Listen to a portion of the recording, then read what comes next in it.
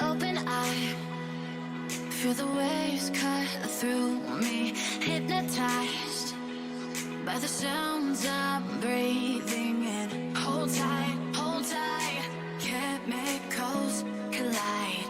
Hold tight, hold tight, hold tight. Dripping lights paint the skies, all because of you. Dripping lights paint the skies, only you can make me move.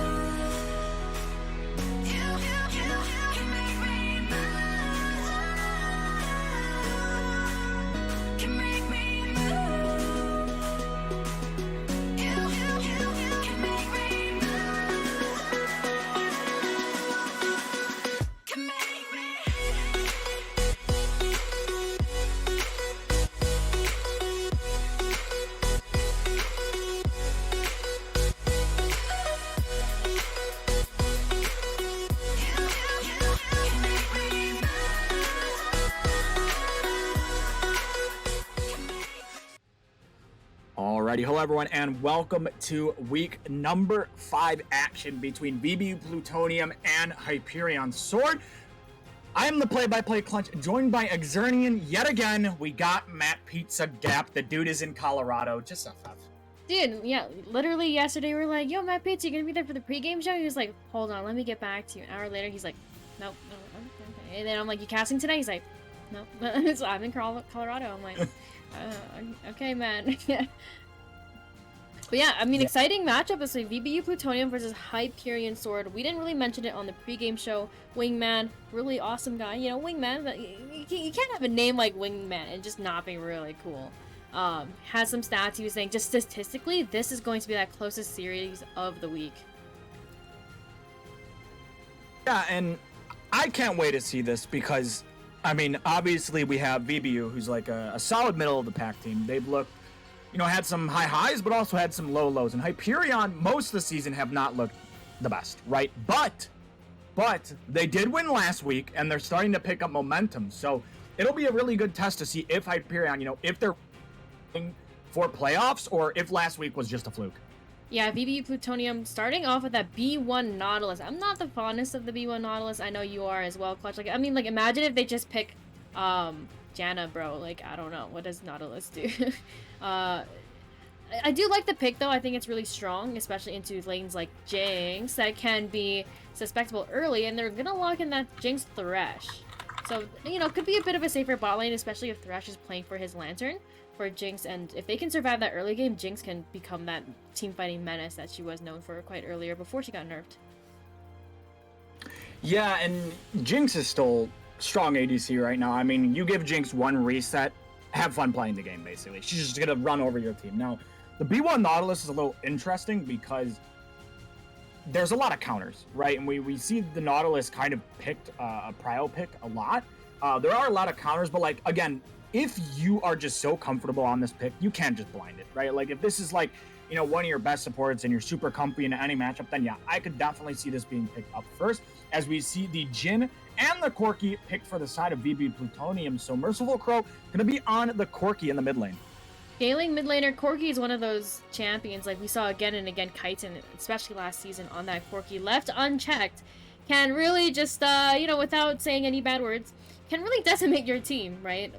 I'm really liking this Jhin Nautilus from the side of VBU. Jhin is obviously one of those self-sufficient champions, can let Nautilus run around the map, help facilitate this Corki into that late game, and really become a problem, while Hyperion Sword is going to lock in that Victor. Victor, one of those champions as well. Scaling, I do remember this being a favorite matchup for Victor, so that's what I'd like to see how these supports play.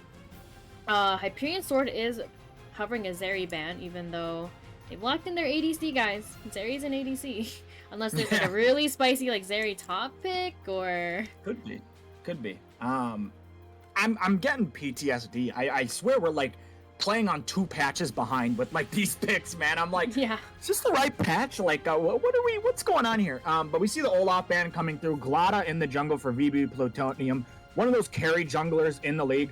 Likes to play a lot of these hyper aggressive, hyper early game picks and finds leads through that. Now, he does play a little bit of the scaling sometimes for him in the jungle. We've seen him play the Karthus, which he's looked absolutely disgusting on if he's able to get that.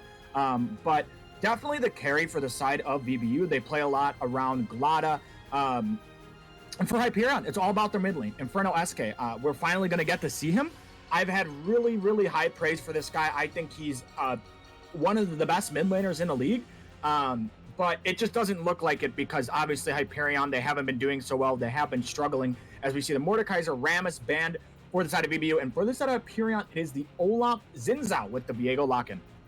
Wow, Viego, yeah, I don't know, man. As soon as we're like really looking at these drafts, are we sure we're on 12.5? Like, are we sure we're not like 12.3 or even 12.4? Viego and Jinx, these are big reset champions, right? I think my one question for Hyperion Sword is, with this top laner on that R5 pick, they really need something that sets up the resets for Jinx and Viego. Unless Viego is able to really get ahead, then he's able to make his own picks. As VB is going to lock in the Tom Kent for that top lane. Really safe blind. Champion is just not balanced, man, stats-wise. and just in Yeah. general. But yeah, I mean, other than that, they have to play off Thresh hooks. But when you pick Jinx Thresh, you really want Thresh to be kind of playing back to keep Jinx safe. So I'm interested to see what Hyperion locks in as an answer to Tom Kench. Yeah, we'll have to see what is going to be locked in. Now, VBU Plutonium, they do have their jungler, 2 seconds left. What is going to be the pick for them? As it's going to be the Udyr. We've seen Galata play the Udyr in the jungle. Great supportive role. I was about to say they're going to pick Ornn because if you look at their comp and their top laner, he does play a decent amount of Ornn, and the Ornn is going to be locked in. I'm looking at these two comps. I swear to God, we are playing like patches behind. I don't know what's happening. But both these teams, I mean, it's just team fight. You're just playing for a team fight. Both these teams are just going to be all out brawling over objectives. So it's just going to come down to execution at this point. Definitely going to be excited to see how game number 1 is going to go. Yeah, I think VBU really has a lot more potential, especially in that early game, playing around that Nautilus, that Udyr. These champions can randomly just catch you out on that map and really accelerate the game. So that's what you're looking for. But like you said, Clutch, when you get into those mid-game fights, Hyperion just has to press R on like all their champions. Yeah, Hyperion, they kind of just hit R and then the fight begins. I'm looking forward to see what is Galata going to do on this Udyr, because he is very proactive on this pick. He likes, running around and, slapping him with the bear slap, but definitely going to need to see him get his laners ahead, because if this Corki gets fed, obviously, Corki gets fed, Corki hits 1 rocket, and you're losing your entire HP bar if you are a carry for the side of Hyperion. On the flip side, Victor gets fed, you eat a laser to the face, there goes your HP bar. So I'm definitely going to be looking towards the mid lane. Both these carries in the mid lane scale very, very well. And if any of them can get an early lead in this game, it's going to be definitely very scary for the other team. Now, Xernian, I know you know that we predict the dragons here. And you always win because you're the producer. So you can predict the dragon here. You're the producer, so, you have to win because you write the code. And if you don't, I don't really know what's going on here. What if actually, I know the Drake, but I say the wrong one, so that I'm throwing you off my trail, right? So... But if I get it right, I'm still playing to the script, because I need some points, right? Okay. I'm gonna say it's Mountain. It's gotta be Mountain, bro. You think it's gonna be Mountain? All right, I'm gonna say, you know what? It's never this Drake, but you know what we're gonna say? I'm gonna go Hextech. It's always the first dragon that shows up, but I'm feeling it this time. I'm feeling the Hextech dragon. Before we go to a break, though, is there anything you want to get out before we do head to that delay? Just big excitement for both of these teams. I think this is our second time seeing VBU on stream. First time for Hyperion, so I think there's a lot to prove for Hyperion, especially with a draft, I would say as simple as this one. I'm really looking forward to see how they play. Yeah, I'm going to be looking forward to see how both these teams play. It is a very, very big matchup. VBU 2-2, Hyperion 1-3. Playoffs looming right around the corner, and any win you can get is going to be absolutely massive for your team in that playoff race. But we're going to go to a short break. When we come back, game 1 action between VBU Plutonium and Hyperion Sword. Don't go anywhere. Make it last forever. Stop in time. Yeah, I'm surrendering. Hold tight, chemicals collide. Hold tight, hold tight, hold tight. Dripping lights paint the skies, all because of you. Dripping lights paint the skies, only you can make me move. You can make me move. Can make me move. Can make me move. You can make me move. Can make me.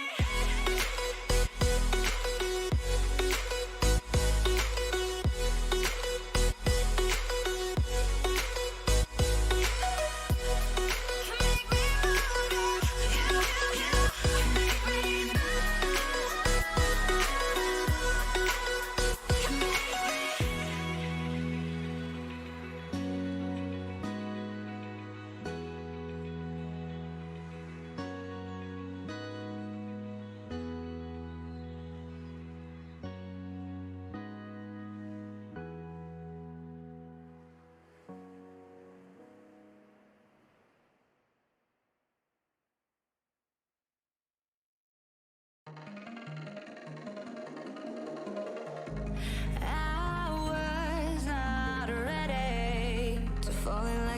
wasted.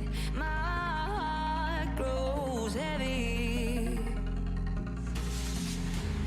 Don't taste me rushing and keep your words naked. You got me blushing. And you forever I'll follow. You'll be my holy ground. You forever I'll follow.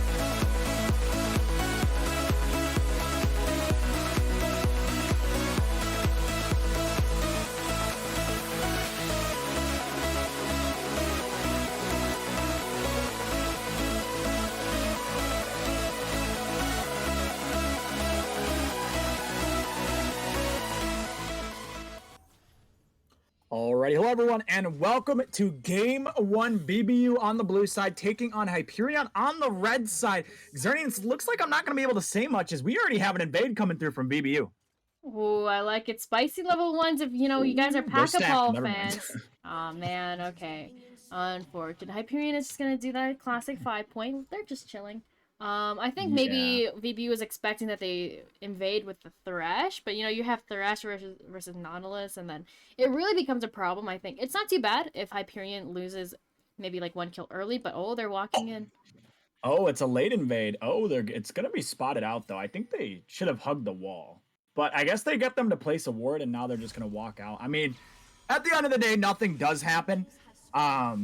No sums are burned. I guess you get a ward, so it's not a negative. But I'm for sure they were looking for that kill, and I think they should have hugged the wall instead of kind of like angling straight at them. I feel like, that's a little bit easier to see. But regardless, again, nothing bad does happen. If you look at the wards from Hyperion, they already have a ward onto that top side. So they're going to know that Glada is going to be starting on this blue buff and pathing downwards. So it's up to Roulette, who ended up playing for Clown Gaming at one point. It's up to him to see, what he can do to abuse this. And what is Roulette going to look like on this team? Because this is his first week playing. He played on Clown Gaming, had that 1 week cooldown for leaving. And we're going to see how he fits in with Hyperion.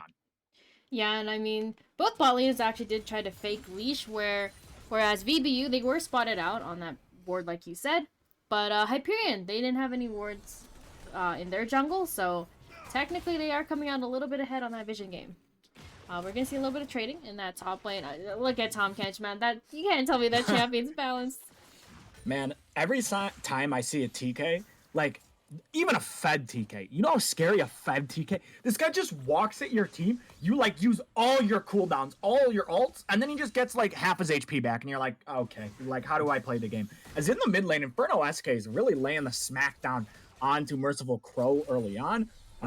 So he's playing pretty well. He did take the Airy with the biscuits. I bet you he has Time Warp Tonic with the Corrupting Pot. So going to be playing very, very aggressive on this Victor. Meanwhile, both junglers pathing to the bottom side, kind of just clearing their camps. Glada, yeah, being a little bit faster. I mean, you're playing Udyr. Of course, your clear is going to be faster than Viego's. So I'd like to see what happens in that bot lane if, Glada gets there first. Then how does that work out? Because if you get that early lead for that Jhin, I think that really unlocks Staff, and then they can really play around him roaming the map. Yeah, and, one thing I will point out is this is, like, I think this is a common consensus, but maybe it's just me. I feel like when the other team picks Jinx, like, I don't know, maybe it's just me, but I feel like Jhin is, like, not an amazing answer into it, as we see some fighting into the top side as Squid gets some damage down onto this Ornn. He's going to be looking for the knock-up. It doesn't come through. Ornn kind of trading back, and I feel like that's gonna be it. But I feel like Jinx is just like, it just scales harder than the Jhin, right? And like Jhin is like not really a neutralizing pick because you play to go even, but then going even doesn't really help you out. As here we go, we see a 1v1, and now the side of Hyperion gonna be looking to roam up. Roulette gonna be taken very low. Attila's now there. Inferno SK gonna be roaming over. That's gonna be first blood going over to Attila on this Jinx. Gonna use that passive to try to run down the VBU bot lane. Backs off. Jinx with the first kill in this series. Yeah, and it was really just who's gonna get where first, and it was big on Attila and Vex to really get there to support Roulette for that scuttle. Unfortunately, I think if Glada kind of waited a little bit, maybe was like, hey guys, I need you to walk. As solo kill. Squig! Squig on the Tom TK. Kench. Balanced champion, by the way. Yeah, that's gotta hurt. But like I was saying, yeah, I feel like this Jhin versus Jinx matchup is like you pick the Jhin to kind of match the Jinx, but I feel like Jinx just does so much more compared to what Jhin does. I don't know, maybe there's some ADCs into the chat because I like ADCs in chat that can explain it. Because I feel like that's how, like, in my opinion, how it goes. And especially with the Jinx getting the first blood now, I feel like this Jinx is ahead, is mid lane, some trading going down. It is the Ocean Drake, by the way. We didn't call that out, so we are still alive. I don't think you picked Ocean. No, Mountain, I right? said Mountain, and you said Hex Tech. So we're alive. We're alive. We're gifting. Are we gonna give the Drake to Matt Pizza or Kobe? Who do you think needs it more? Kobe, because Matt Pizza's never on the show. True. Like, you got to give it to someone who at least, is on the show. And Matt Pizza, I don't know. He's kind of been MIA, so we got to give it to Kobe. True, he deserves it. Man's in Korea, wakes up at like 9 a.m. to cast for us. What a homie. But yeah, I mean, there's not too much now going on like Hyperion is up 400 just because you know, just favorable matchups in that mid lane. And oh, Glada kind of hovering here. Inferno SK does have the flash, no mana, but Merciful Crow does have to back. So maybe she TP's back and you look for something here. Glada's very patient. Yeah, he's waiting. And I mean, Okay. this Udyr does have no mana. He has the flash. Oh, there we go. Corrupting Pot gonna give him some mana. Now, meanwhile, on the bot side, we're looking for a 2v2. Ignite will come down. Thresh will take some damage, but it's like it's an Ignite burned for nothing, really. So, oh wait, Hook gonna land onto Attila. Attila has to burn the heal. Coconut running forward, not able to find anything. Hook lands onto the cannon now. This, flash forward from Coconut finds the kill. He says, all right, you can kill my jungler, but I'm just gonna 2v2 you as Coconut finds himself a kill in this game. VBU up and kills 2-1. Really well, but that's exactly what you want to see from that Nautilus Jhin early game. Okay, I think the biggest saving grace for Hyperion is that Attila didn't have to use his flash, but that really leads into a dragon for VBU, and they can really take this tempo, push it somewhere else, especially with TK is actually doing relatively well into the Ornn at the moment with that solo kill, and you know, him being TK. So I think what Hyperion really needs to do is huddle up, say, okay guys, we really got to play for those team fights. I can see them playing at least for that second Drake. Maybe they give that one, play for that third one. But right now I think Hyperion needs to slow the roll a little bit. Don't let VBU snowball. Yeah, and I'm gonna be honest. You know, I don't think Attila expected that. The flash and then like just burst his entire HP bar. So like, I think he just wasn't gonna use the flash because he just didn't even see it coming. Which sometimes like you can just surprise people with how much damage you actually do if you just flash on them. And if you're not expecting it, right? Like for example, Malphite ult. If you're not expecting Malphite ult, sometimes it just hits you, right? Like you don't have the reaction speed to flash it. Yeah, you're like, I'm gonna flash it, I'm gonna flash it, and then Um, you're like, wait a minute, it's Glada's in the mid lane. Oh, here we go, looking into the mid lane. That's gonna be the W coming down from the Victor though, and now nothing will come out of that. Is Inferno SK in this lane has really been dominating. He's got himself a 13 CS lead, and that is the one shining spot for Hyperion. And you know I've been preaching the entire season that Inferno SK, that's the name of the game for Hyperion. They need to play around this guy, and he's already finding an advantage for himself. So playing very, very well in this game as the Hook is going to miss. We're going to be looking, looks like we're ganking top and bot at the same time. We can't look at both as Glada going to be going in onto the bot side, played into the trap, and that's going to be it. Now we look into the top lane. That's going to be Squig taking some damage. He's looking for the jump out of that one. Horn going to be used. He's going to flash out of that one. The Horn will land. He's going to take damage. He will go down. Roulette able to find himself a kill in the top lane. Nice cross map coming through from Hyperion. Yeah, Hyperion now up. See, we were just seeing this, right? VBU took the Drake from that play, the bot at the first time there, and now Hyperion is taking that Rift Herald. This is that first Rift Herald. They're up 600 gold. So Hyperion's actually doing really, really well for themselves, hoping to maybe lead this into that, you know, second Drake fight we're kind of anticipating here, where I think that will blow the game wide open. It's Hextech Drake. Sag. Okay, Xerdan, you have to win it for us because I'm down a lot of points. You know, I'm not looking so good no. in the Drake. I don't know what the official score is because we don't keep track. But I feel like I'm down by like 30 at this point. Like I never get it right. Last season I did, but last season you were just correct, bro. You just knew every single one. Last time you had the script. Yeah, this time it's not looking too good for me. As the side of Hyperion, they were able to kill Squig in the top side. We see a 1v1 coming through, but Inferno SK is going to get there. Glada doing a lot of damage. Doesn't have the flash. Viego will flash away. He has the ghost. Now Thresh coming to help. We'll see. That's the Jinx ult coming through. Going to go wide. Watch out. It's coming through my window. I mean, there is a lot of wind outside, actually. So maybe it is going to come through my window. Maybe that is the Jinx ult coming for me. But Hyperion, again, play onto that top side. They got the Rift Herald. So now can use that for plates. I would like them to use it mid, you know, get Inferno SK even further ahead. He's got himself a 22 CS advantage in this lane. And getting him ahead on this Victor on the scaling pick, it's going to look really, really good for the side of Hyperion. Now for VBU, Glada may be looking for a gank here. Ooh, Glada, he's swimming. He's really looking for it. There is that ward in that bush on the river bush, but oh, that's the hook. Oh, here we go. Hook gonna land onto Staff. Staff does have that ultimate, also has the hook, can look onto the Thresh. All sums are up though, so maybe we'll see a flash come through. That's a root, that's a hook. When's the ult coming through? That's the flash out. And they're gonna back off of this one. Attila now with no mana. The side of VBU, they get the flash from the Thresh in the bot lane. On the top side. Oh, The HJ is just getting Tom Kench, bro. Yeah, you know, Tom Kench, man, I hate that champ. That champ just does ridiculous amounts of damage. Like, you're like, you don't expect it, too. You're like, what the heck? He's unkillable and he does damage? What is going on?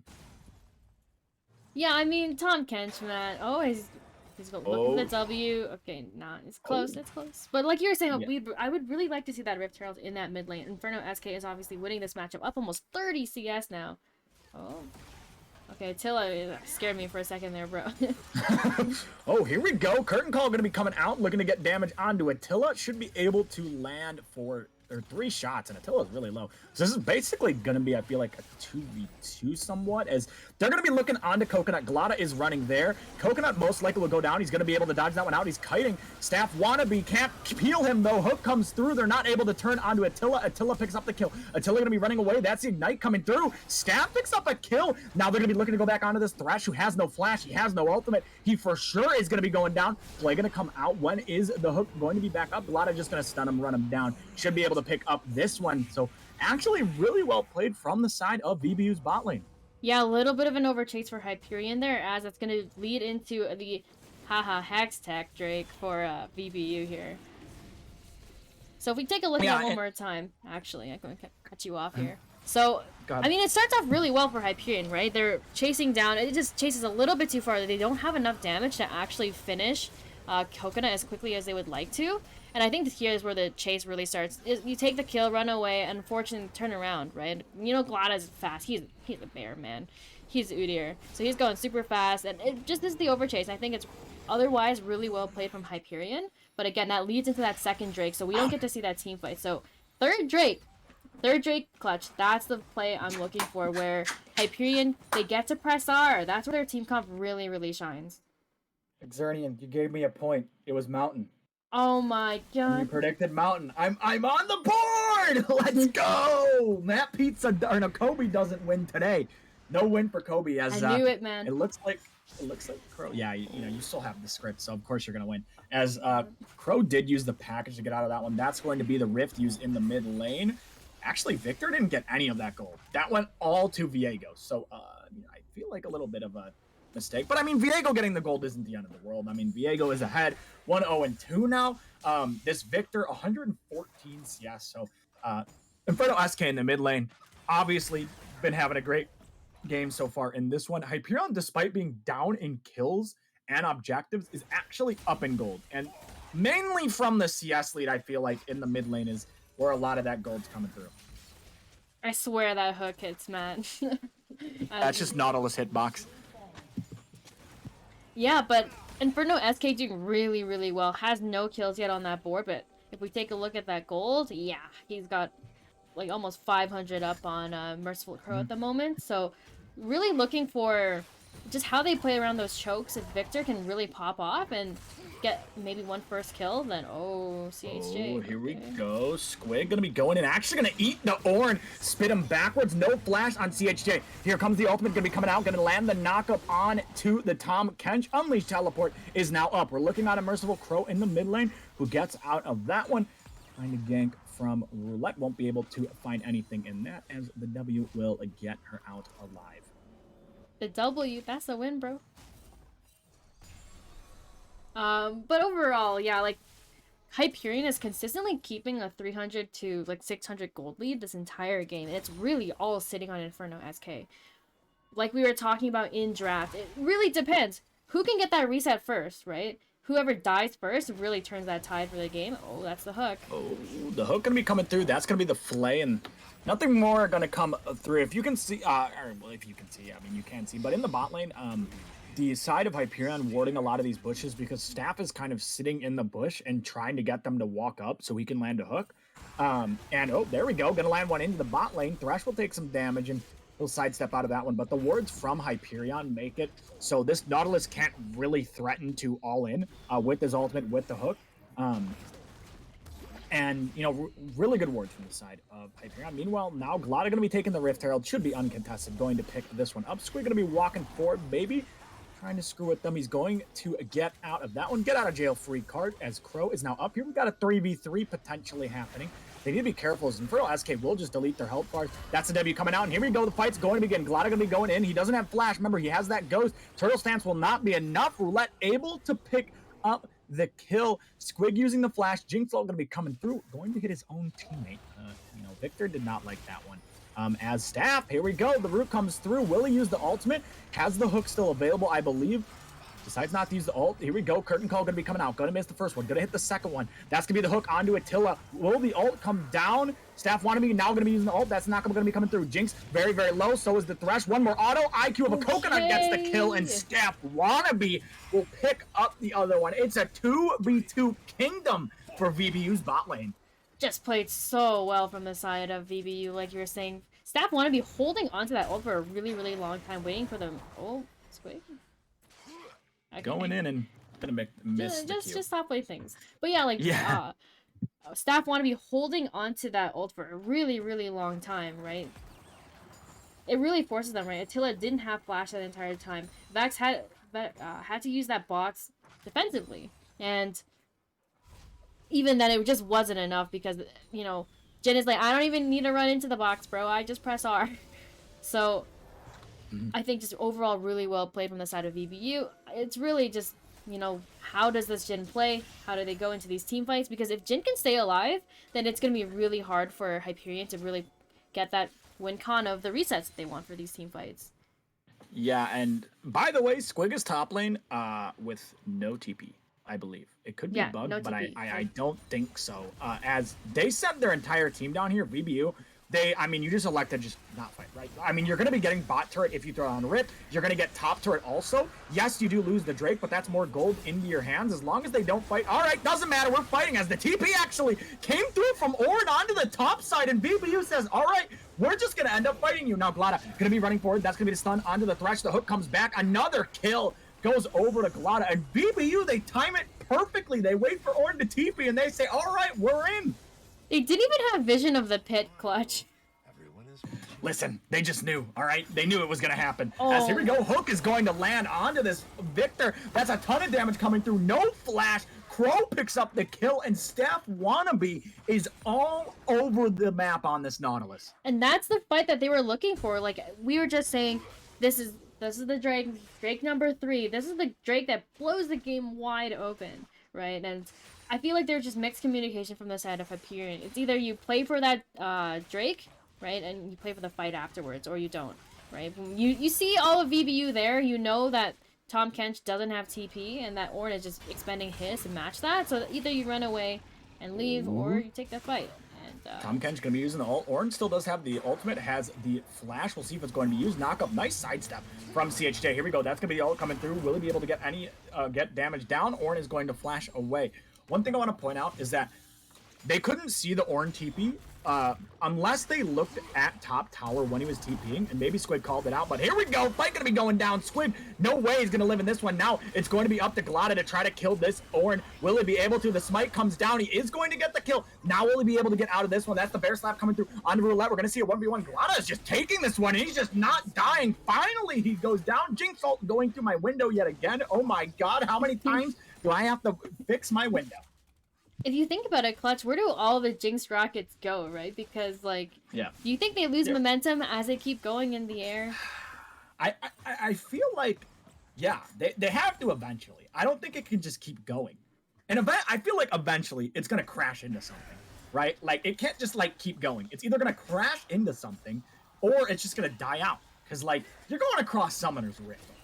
He's in the bot lane, or he was in the mid lane. Like, you're going a good distance. Stray bullets, right? Like, you shoot a bullet in the air, they gotta come down eventually. Yeah, like, it can't just keep going. So I feel like eventually, you know, Jinx ult is either hitting a wall or something, or hitting something, or it's just dying. Like, I think it can keep going. I feel like eventually it does fall. As VBU in the top side, if Glada won that 1v1, by the way, I would have been like, what? Because he was staying alive for a long, long time. But back to the game, as this Viego now 3-0-3. Inferno SK, his lead has kind of disappeared with what happened in the mid lane. Unfortunately, like, if you are Inferno SK, oh, here we go, maybe looking on to IQ with Coconut. I will hold that thought as he's kind of just running away, as that's the flash forward. Gale Force traded, and you take that if you are Coconut, as now Staff Wannabe is in the bush, and the side of Hyperion, they are walking around as a team, and I feel like we've kind of seen this before in another series that was streamed with VBU. I'm just saying.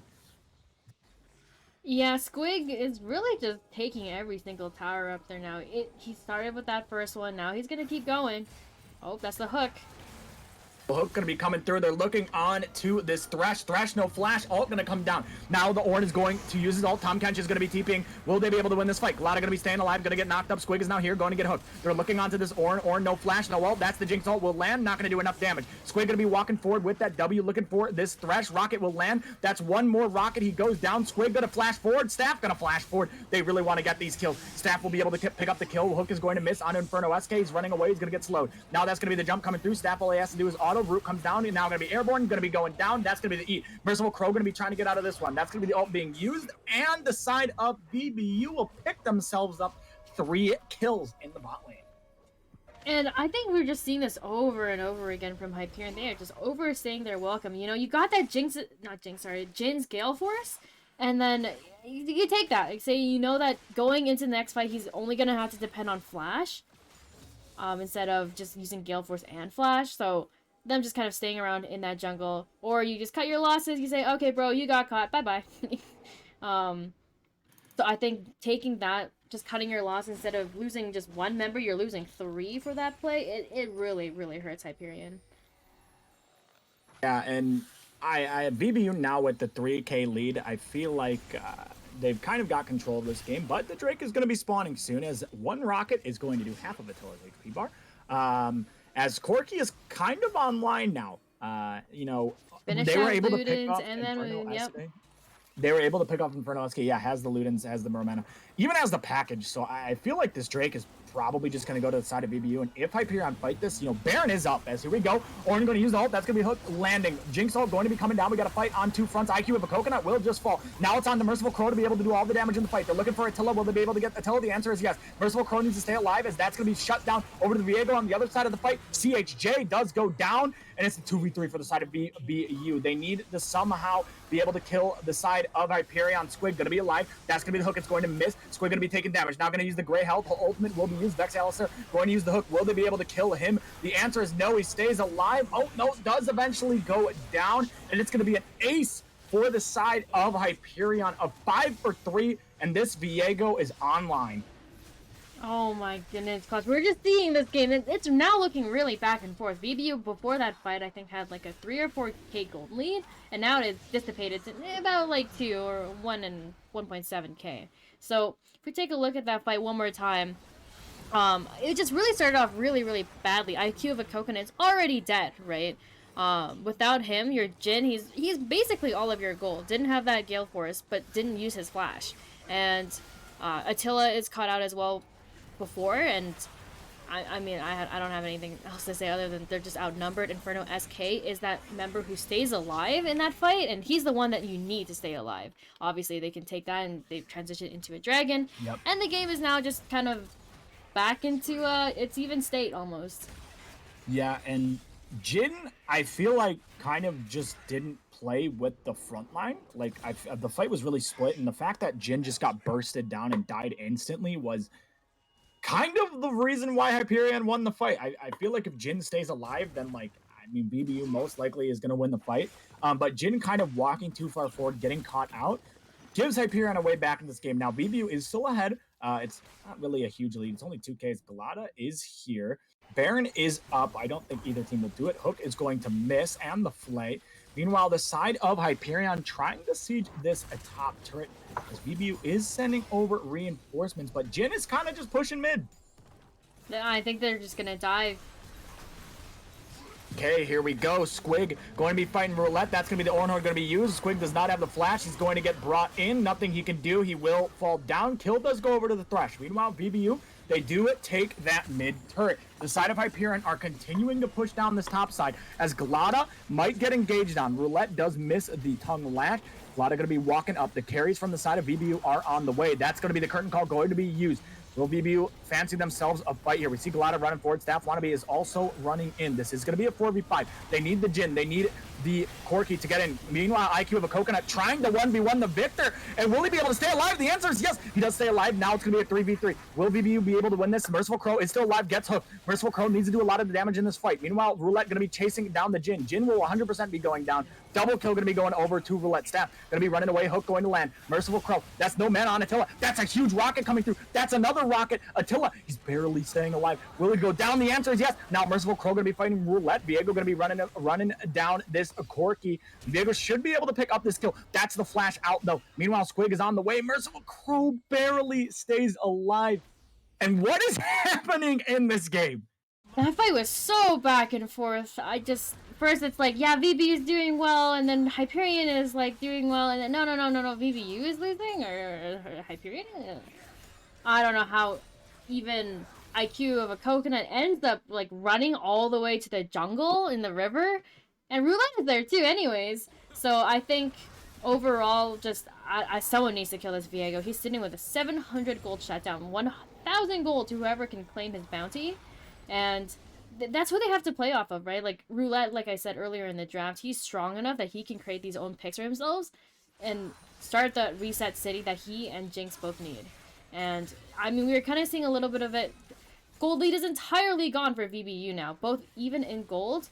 And that next strike 130, that's where we're gonna really see how Roulette can really start that fight and just accelerate whatever lead that he has for himself.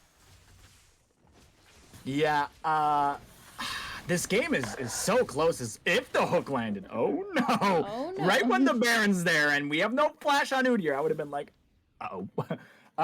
But yeah, I mean, Hyperion, they are finding ways back into this game. It's this Viego 8-0, 8-0-6. Roulette coming into Hyperion, leaving Clown Gaming and really putting up a huge performance for himself. He now has the GA, so it's going to be really, really hard to kill this Viego, especially with the resets coming through. And see if VBU can do something about this. 50 seconds until that third Drake is going to spawn. Yeah, and one player we didn't mention that much was Merciful Crow on that Corki. Every minute that passes by, right, she's getting stronger and stronger, and she stayed alive for a very, very long time. Imagine if she had packaged that fight, right, and that would have really turned the tides. So I think she's going into this fight, has no package. Oh, she's walking back to go for the package. It's got the package. It's got the treats. Deliver the treats. Oh my god, the dog treats. Oh my god. Yes, you have to deliver the treats. The Corgi, you know? With the dog treats, going to be looking to make a big play in this fight. This is basically the game, I feel like. The game is so close. If you are able to win this fight, is Galata going to be taking some damage, but he should be fine. He's a little bit tanky as we need to play through the Corki rockets. Galata is half HP. It's all on this Corki to get poked down before this fight begins. We'll see what Merciful Crow can do. Need to watch that package. There is a timer on the package, so VBU, they have a very limited window to fight this one as the rockets are not really landing. One big rocket. Here we go. That's going to be the ult being used. Now Orin going to be using the ultimate to engage this fight. Fight going to be going down. Need to watch Merciful Crow with the package. If they're able to get to this backline, it could be huge. Here's Merciful Crow going to get knocked up. Here comes the package going to be going through the entire team. Attila going to be taking damage. They're standing on the package. They're getting melted down. The side of VBU is hard winning this one. Glada going to be running down the Vex. Meanwhile, in the front line, it's only Viego left alive. No resets going to be coming through. Glada should fall in this, but Inferno SK is the last one alive. 1v3. IQ of a Coconut just netted himself 1k gold. Meanwhile, Squig walking forward. He has the flash Q. They are really chasing down this Victor, but they decide, all right, guys, let's just go back to the dragon. Yeah, and like we were saying, I mean, like Roulette just couldn't get any resets in that fight, right? Oh, Squig chasing down Inferno. Oh, Squig gonna be chasing down Inferno. Inferno, you've got nowhere to go, buddy, but maybe he'll be able to get out. Okay, the fancy feet work from Inferno SK gonna be running out of that one. Man, you know, he's got some movement on that Victor. We'll be able to actually walk out. So the Inferno SK getting out of that one as we have the replay now. Yeah, Ornn actually gets a huge knockup here. Coconut actually does stop the ulti, I think anticipating it's going to hit him and cancel his ult, right? But that package is huge. Attila just gets wiped immediately, right? Jinx just doesn't even get to play the game, gets no resets. Roulette is all alone, doesn't get any resets. And Inferno SK, man, just runs for his life, and the fight is just completely over by then. man, this game, you know, for Hyperion being 1-3, right, coming in, they got the new jungler. They're contending with VBU. They are right there with VBU, and VBU again, you know, in the playoffs currently. I believe they are either 5th or 6th. So Hyperion definitely needs a win. You know, if you can take a game or take the series off VBU, you put yourself at 2-3, and you're right there for that playoff spot. For the side of VBU, if you are able to win the series, now you're 3-2. And last season, I believe 2 wins got you into playoffs. Now, granted, there was an absolute massive tiebreaker, and no one wants to be in a tiebreaker. But 3 wins basically is most likely putting you in playoffs at this point, unless again there is some absolute massive tiebreaker and like somehow you get out, which probably won't happen, but it did happen last season, so you never know. As VBU now on Soul Point, Dragon will be spawning in 3 minutes and 30 seconds, so definitely going to be looking forward to see what happens in the next 3 minutes in this game. Yeah, I think if VBU actually gets this Mountain Soul, it just becomes so much harder, right? Hyperion, you need to focus all your damage onto one person, right? Start that fight that way, or catch someone out of rotation, find someone that just, you know, not where they're supposed to be, as they're going for this blue buff, actually. Oh, they're going to be looking for Glada. That's the hook coming through. Glada, you are stuck 1v4. He's going to use the ghost. How fast is this Udyr? Is he able to run out of this one? Oh my god, he's going to get out of this. Oh no, he finally goes down to Attila with the rocket. And with the Baron up, the side of Hyperion could just say, all right, we're just going to run to the Baron. Yeah, I mean, this is the Baron, like, VBU does not have their jungler. They either say, okay, we don't want it. Merciful Crow is in that bot lane, has that TP, but no package.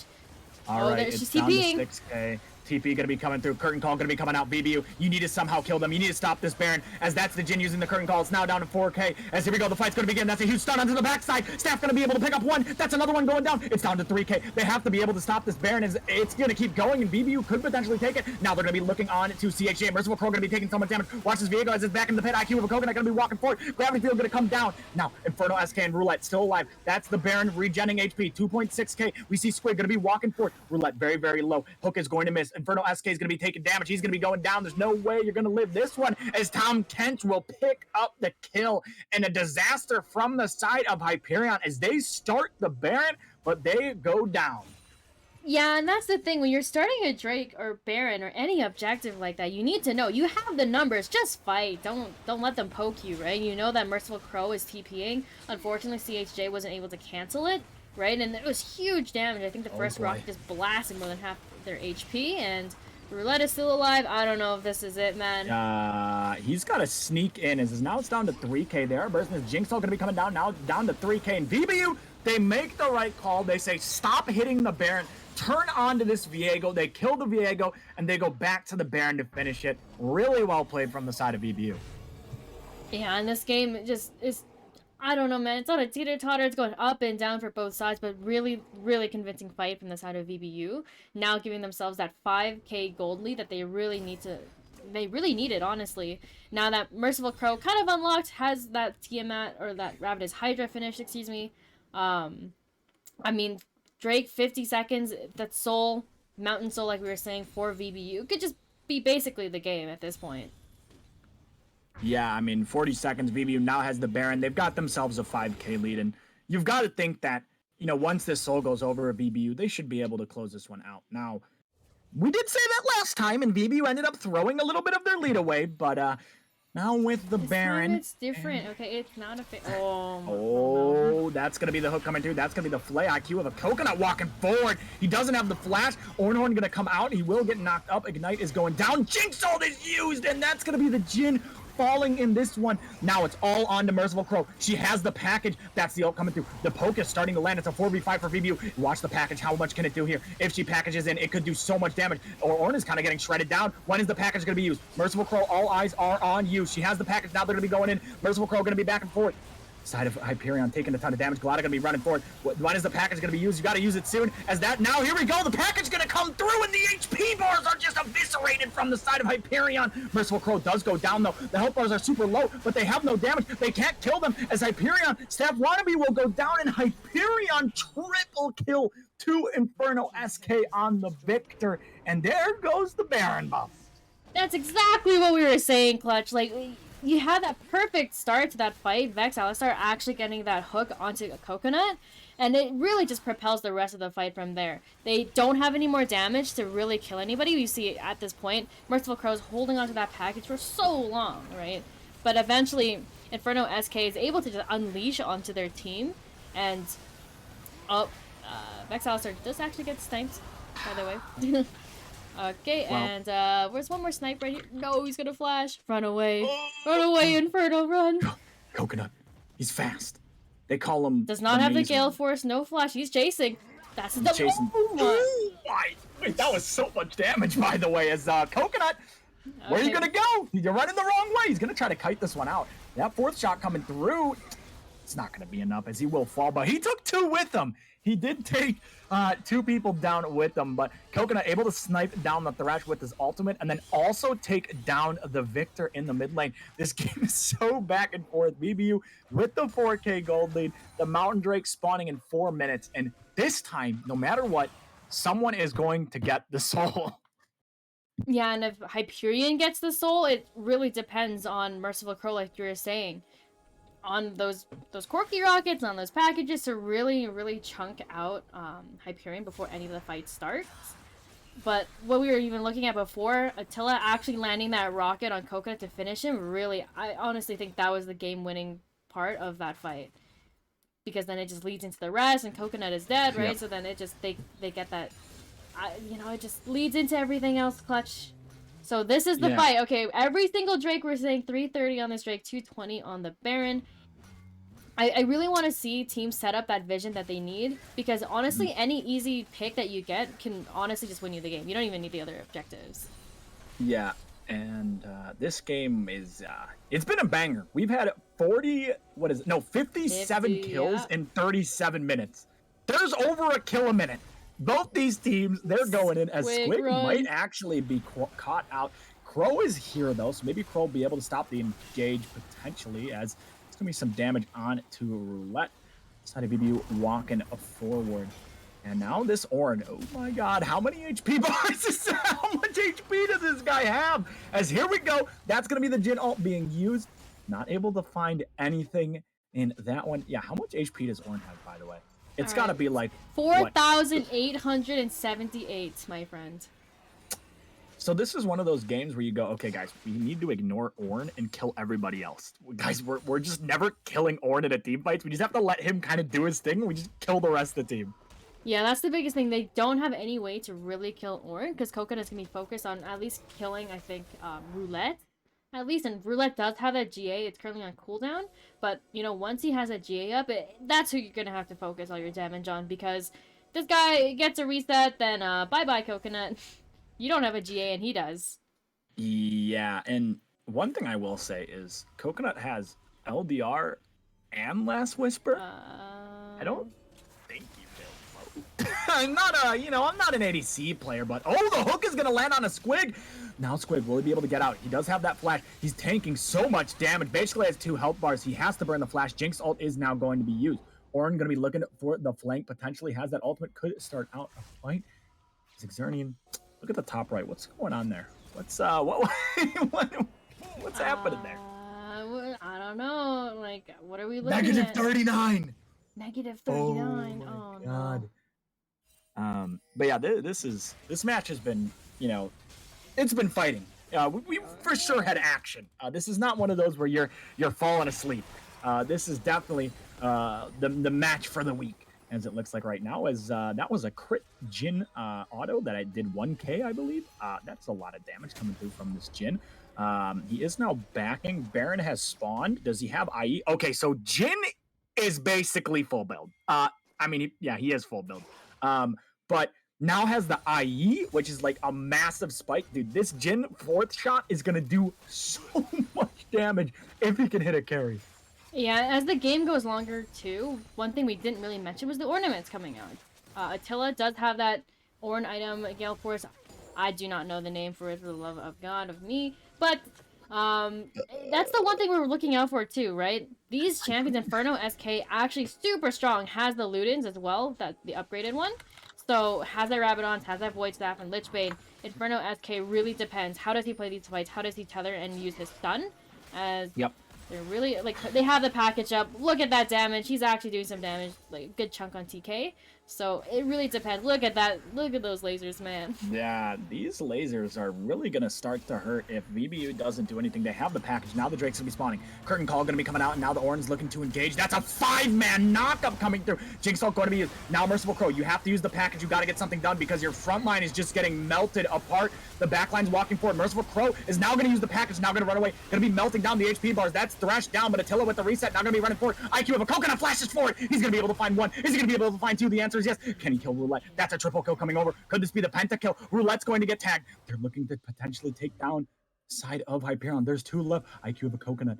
He's going to be spotted out on a ward. He's going to be walking forward. He's going to stay alive. He's going to take so much damage. The heal comes through. It's another one. That's an unofficial Quadra coming through from IQ of a Coconut on the Jhin. He gets benched last week, comes in and says, I deserve the starting spot. 13 kills on the Jhin, and that's the soul going over to VBU. Honestly, Clutch, I think that fight is so won for Hyperion if they just play together at the same sides of the fight. If you're looking here, Squig is dead. Inferno SK is doing so much damage, but he keeps walking forward on Glada and Merciful Crow. You need to walk back, help your Jinx, help your Thresh, walk back. Imagine if he's there, he kills both IQ of a Coconut and Staff Wannabe. And I think this is where the fight turns and falls apart because they're just so split, right? And they're not able to actually play together, right? You have Inferno SK and Roulette alive in this fight, and those are the 2 players you need alive, but they need to be able to, you know, hit the carries instead of chasing after them. 62 kills in this game. We're in at 42 minutes, by the way. Banger game. Oh my, this is such a close game. VBU now looking towards this Baron. Merciful Crow is here. They do have the soul now, so fight should be favored towards them with that soul. See what VBU can do. Attila is walking forward. If he goes a little too far forward, he could get engaged on. Squid gonna be jumping over. They're gonna go straight onto Attila, who flashes into the Baron pit. He Gale Forces. Merciful Crow will be able to pick up the kill. And with Attila now dead, the side of VBU turned towards the Baron. Oh my god, I just feel so bad as a Thresh player. Drops him the lantern, he flashes over the wall and then Gale versus the other way, man. No, like, that's just Baron for VBU. VBU able to pick up the Baron. Hook lands, but it doesn't mean anything. As now VBU with the Baron, they should be able to start cracking the base of Hyperion Sword and look to end this one. Yeah, like you were saying before, Inferno SK does not have a gold lead anymore over Merciful Crow, just because of how every team fight has been going, and the fact that Coconut sitting very pretty on this 20k gold, and Attila maybe close to 16k. It just becomes like, you know, our carries are just stronger than your carries, as I think Hyperion just kind of needs to try for anything at this point. Yeah, Hyperion kind of trying to do something in this one. Is now that's going to be the Victor 1v1'd by the Tom Kench, by the way. Very balanced champion. Jhin is critting for 1.8k. Here we go. Going to be looking on to the Ornn, and now Hyperion, they got to save the game, but I don't know if they can do that. Coconut walking forward. Squid gets a kill. The side of Hyperion are falling apart, and VBU, a 43-minute banger, should be able to take this game, and they will go up 1-0 in this series. Huge game, I think, from both teams. Really strong coming from Hyperion. They really were not like, we're just not going to roll over and die. They were fighting for their life up until the very end. So, I mean, so back and forth clutch for so long, especially, you know, we had a 44-minute banger of a game. Yeah, that was a banger game. I mean, that was actually pretty fun to watch. I'm not gonna lie, like, super back and forth. Both teams are fighting it out. It's not one of these where, like, okay, there's like 2 kills at 20 minutes. And like we had an EGL. Really, it's like, man, like 20-minute game. Yeah. It's like, yo, why are we still 0-0, man? I need to see some blood. Yeah, no. VBU and Hyperion, they're going for the throats. Both these teams were going at it. One thing I want to point out, IQ of a Coconut, 21.5k gold on this Jhin. 15, 6, and 14. This guy was doing so much damage in this game, and, you know, coming back after, you know, as much most people would say, you know, a disappointing week last week, coming back and absolutely popping off on this Jhin. So very, very good for the side of VBU, and for the side of Hyperion, right? Inferno SK still looked pretty solid. Roulette even looked very, very good. You know, the new jungler coming to this side of Hyperion. And I think that for game number 2, you got to play around these two. Play around Roulette, play around Inferno SK, get these two ahead, and you could easily, very easily see this series tied up because this was not a, you know, absolute blowout from VBU. This was a very, very close game down to the wire. So Hyperion easily could come back into the series.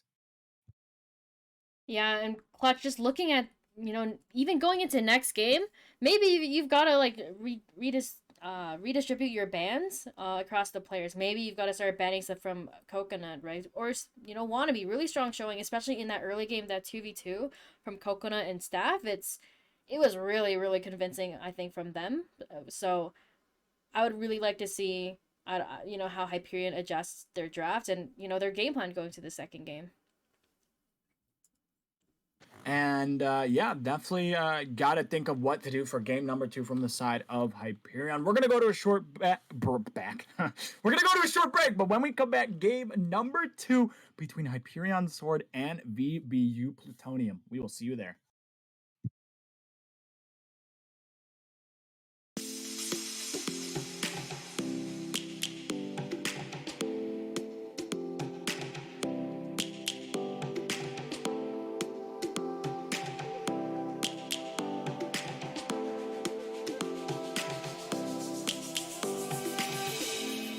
Roaring in the morning sun, searching for a longer day. People feeling like the light has just come. We must never stop the way. Yeah.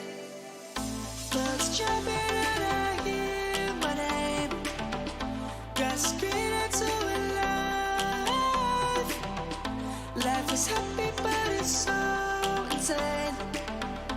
We must merely make a start. Savannah, I'm coming home. Savannah, we'll never be alone. Savannah, the beauty of the world. Savannah, let's all take a roll. Savannah.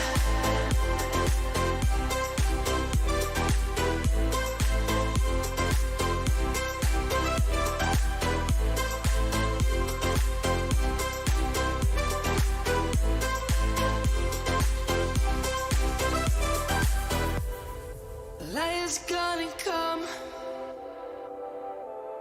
The birds have just begun. We will always take a stand for the people, for the land. Let's go back to when we were young. For the animals we stand. Let's go back to when trees were swung. Across the land. Savannah, I'm coming home. Savannah, we'll never be alone. Savannah, the beauty of the world. Savannah, let's all take a roll. Savannah, I'm coming home. Savannah, we'll never be alone. Savannah, the beauty of the world.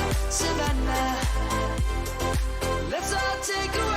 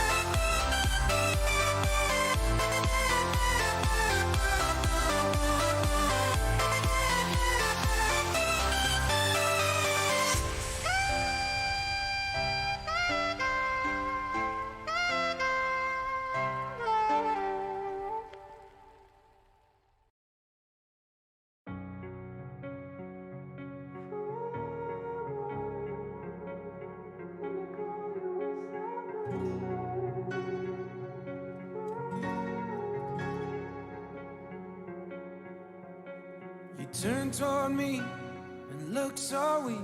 I've never seen you with such tired eyes. And everything we said we'd be, we just traded for a suit coat and a tie.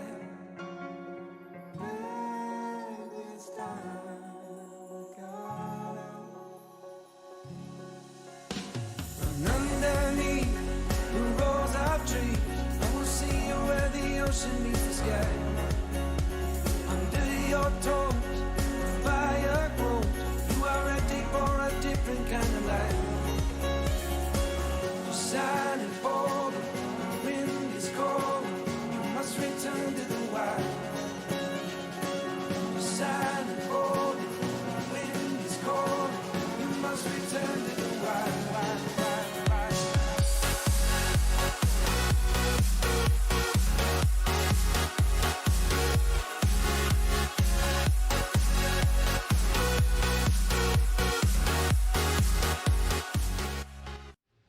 Alrighty, hello everyone, and welcome back to Game 2 action. VBU Plutonium taking on Hyperion Sword.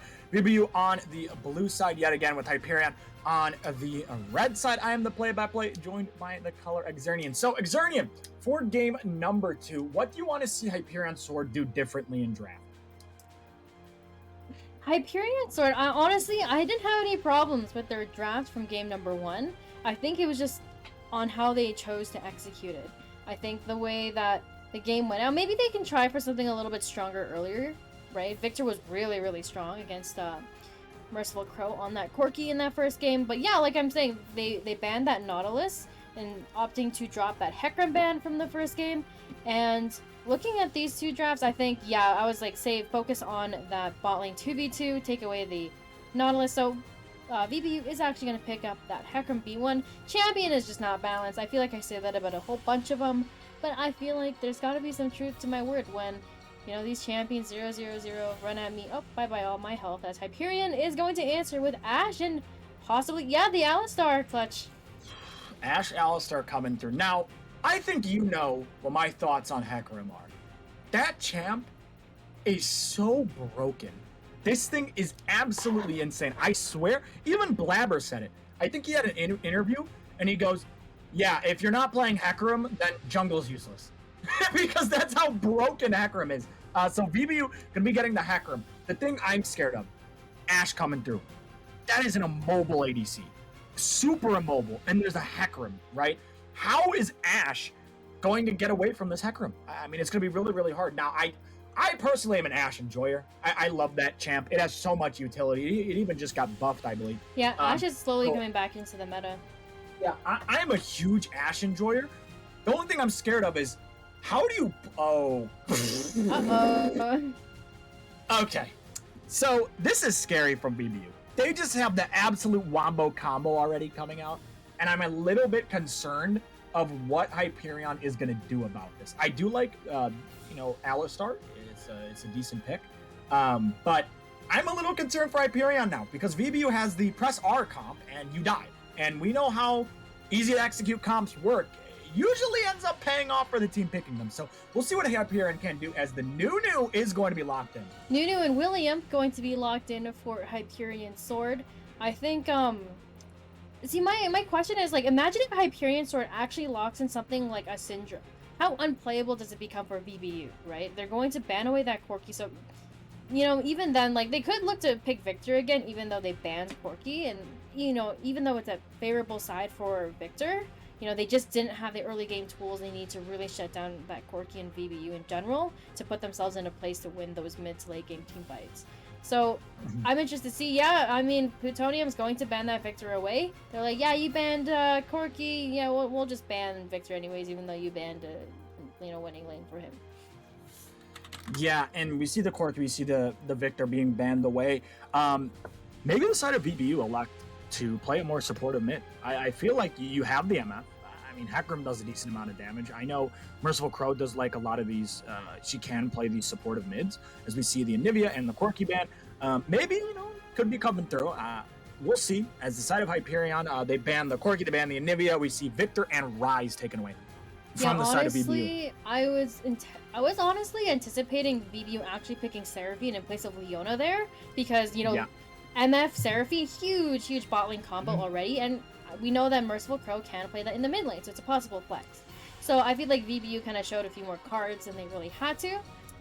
Hyperion actually is going to lock in that Lissandra. I know that Lissandra is relatively strong, but that's only if she can play into a good matchup for her. So maybe this is them saying, yeah, we know that Merciful Crow is going to pick something that, you know, we'll just do badly against Lissandra, so I'd like to see what they pick here. Yeah, Lissandra being locked in, again, that point and click CC. Seraphine, like you said, they're ended up picking it. It's going to be going into that mid lane. And for the side of BBU, what do they round it out with? Do they want to be mean and take Ornn? Because they could potentially take it. Now, it would be a blind Ornn. They could just run it back with a Tom Kench if they want. There's a lot of picks that the side of VBU could pick into this top lane to round out the comp. This is the Quinn Hubbard. I don't know if this is the pick you want, but yeah, okay. That's what I thought. As we see the set locked in, I don't know. I look at VBU's comp and I'm like, this is just Exodia. Like, this is, oh my god, how do you play fights? You're just gonna get womboed. Yeah, I mean, any person that tries to run at them, Set's just gonna ult them back into their team. And then they're gonna have everyone else just press R. You don't need, just throw away all the other buttons. You just need R. As a Hyperion, I'm really interested to see what they pick. I don't know how they save this clutch. Xerath. Now, I do love myself some Xerath. Xerath is a really fun champ. I hate Xerath players. So, does this mean Lissandra's now top lane? Because with the Xerath locked in, are they putting Lissandra top or are they putting Xerath top? I do want to think be it's honest. Lissandra top. Yeah, I think Lissandra would be going top over the Xerath. I'm going to be honest. I feel like what Hyperion is picking is just comfort. Like, I don't think it's like we're going for a team comp. I think it's just like, hey, you know, these are our comfort picks. What we ran last game going for the team fight team comp just didn't work for us. So we're just going to rely more on comfort in this. But I don't know. I look at these two comps and, you know, I am the VBU owner, so you could say this is biased. But I look at VBU's comp and I'm thinking, like, this is draft Exodia. Like, this is going to be so hard to play into because you misstep as Hyperion. Xerath, Ashe, these two carries, right, for Hyperion, they are immobile champs. They can do damage, yes, but they are super immobile, and you mess up where you're standing once, you're just insta-dead. You're just going to eat the entire combo from VBU, and it's just going to be an absolute nightmare for the side of Hyperion. So, I don't know. I'm choosing VBU. You could say I'm biased, but I just look at the comps, and I think it's going to be really, really hard for Hyperion to win. Yeah, honestly, I'm really thinking, imagine if they picked something like Janna. Clutch, I know you are a Janna enjoyer, right? Like, Hyperion Sword.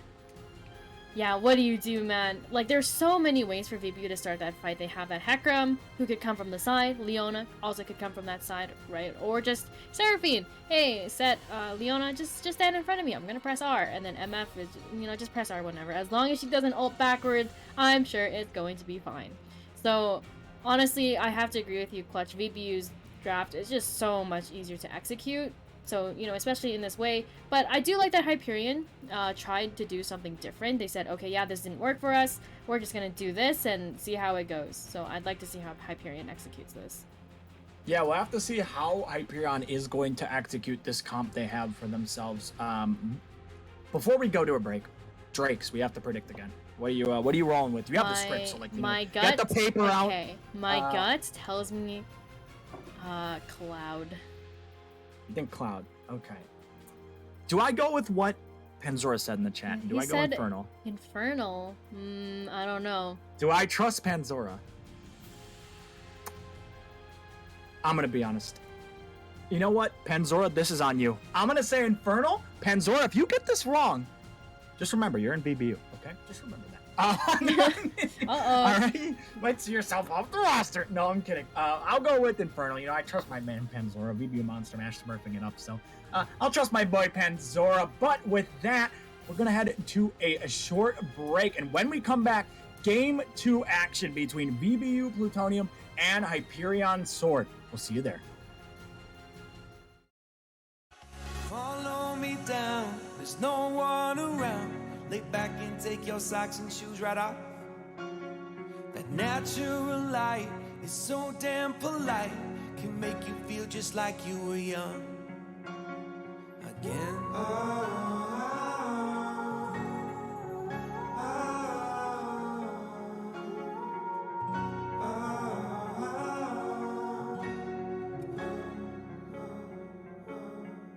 Standing underneath the rows of trees, I can see where the ocean meets the sky.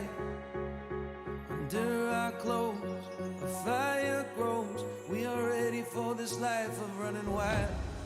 We're running wild. Underneath the rows of trees, I will see where the ocean meets the sky. Under your toes, the fire grows. You are ready for a different kind of life. Shining bold, the wind is cold. You must return to the wild. Shining bold, the wind is cold. You must return to the wild, wild, wild, wild.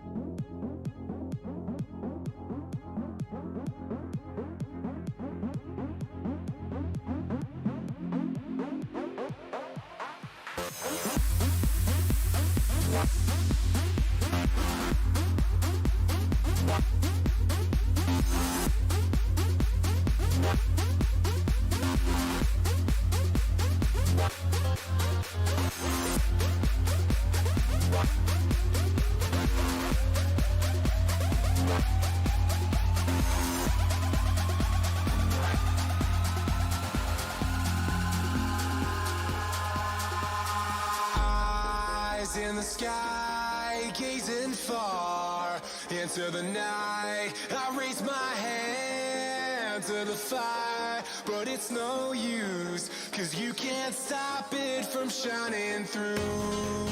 It's true, baby, let the light shine through. If you believe it's true, baby, won't you let the light shine through for you.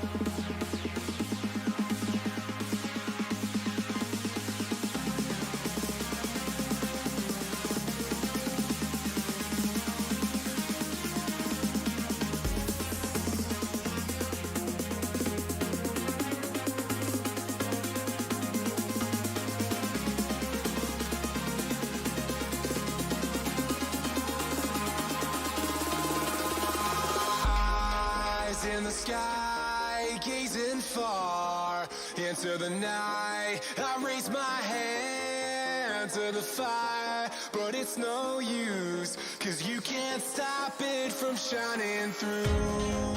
It's true, baby, let the light shine through. If you believe it's true, baby, won't you let the light shine through for you, for you, for you, for you, for you, for